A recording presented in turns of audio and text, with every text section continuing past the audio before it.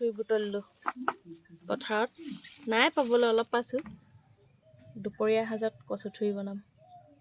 মচুৰ দাইলৰ লগত বাছি ল'লোঁ ধুনীয়াকৈ বাছি লৈ এতিয়া ধুম ধুই কেনে কণ বিলাহীকেইটাৰ লগত থুম নহৰু দুফুটামান পিঁয়াজ এটা কাটি ল'ম হ'ব বচা এতিয়া ধুই আনো ইয়াৰ ওপৰত নিমখ দি দিলোঁ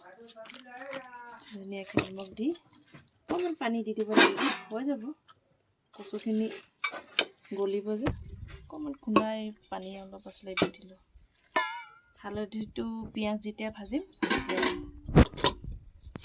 তেতিয়া হৈ গ'ল কুকাৰটোত 2-3টা চিটি মৰাই দিম মোৰ কচুৰ শাক হৈ যাব এয়া তেল অলপ দি দিলোঁ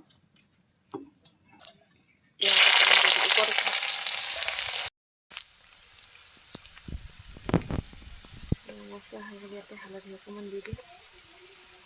গোল কৰোঁতে নিদিলোঁ হালধি দি হৈ যাব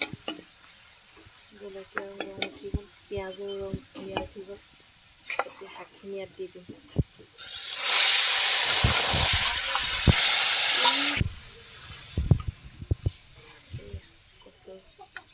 কচু আৰু দাইল কণ বিলাহী তৰকাৰী হৈ গ'ল এয়া ধুনীয়াকৈ গৰগৰকৈ উতলিলে হৈ গ'ল মোৰ তৰকাৰী এতিয়া নমাই দিম